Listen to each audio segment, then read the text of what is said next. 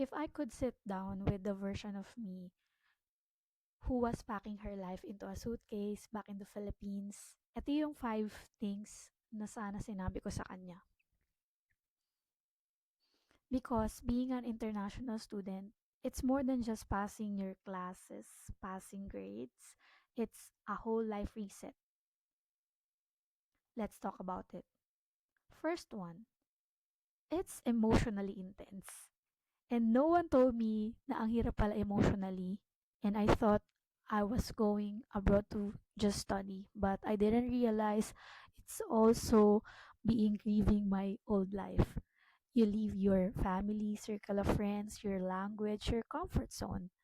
And then suddenly you're somewhere new, tahimik, malamig, and sometimes lonely. You'll suddenly cry. You'll question your decision. And I did. But that's part of the process. I would like to remind you that you're not failing, you're just adjusting, and emotional growth is still growth. Second on the list, budgeting is a survival skill. Sa totoo lang, budgeting will save your life here. You'll make choices like, do I have to buy food um, in the restaurant or just do my home cooked meal? You learn to stretch every dollar, compare prices, and say goodbye to impulsive Shopee orders. It's not glamorous though, pero it will make you wiser. Budgeting teaches you discipline and something that um, no university, no school can teach. And then third, not for me, but for some, finding accommodation is hard.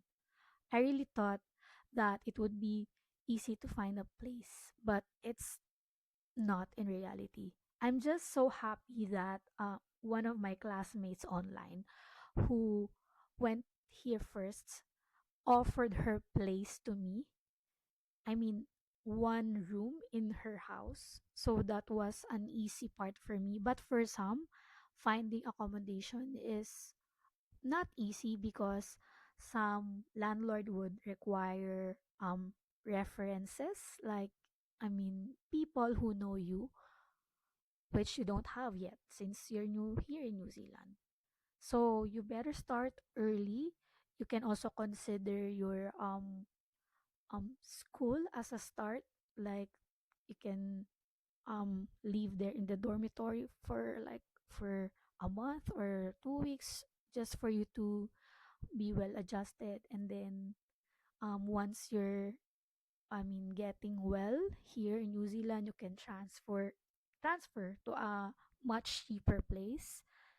And I just um realized, and I know it for a fact deep within, that um our home, or also your home, should feel safe.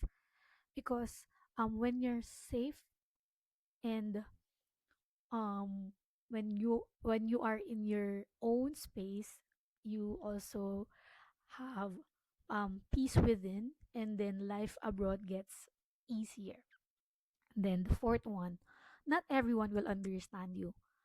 Of course, not everyone will understand your accent or your culture as well. So some might even treat you like you're less than, but gladly I didn't experience that. And you don't have to explain yourself to everyone. You just have to find your safe people, your small circle of friends, and those who listen when you speak slowly, those who ask how you're doing. Even just one genuine connection can carry you through hard days. You belong even when it doesn't feel like it. And lastly, rest is a part of survival, not your option. Lately, I wish I knew you're not a machine, you're not even a robot. You're not just a student, you're a person with limits. It's easy to push yourself to study, work, cook, clean, repeat everything, but rest is um also needed. in between. You have to nap when you need to. You have to sometimes skip the group hangout if your body's tired. You're allowed to take up space, rested and whole. Being an international student is not easy, but being prepared emotionally, mentally, financially makes all the difference. You don't need to have it all figured out. Promise, cause one day you will. You just need to show up and do things one day at a time. I'm proud of you already, and thank you for listening, and I'll see you in the next episode.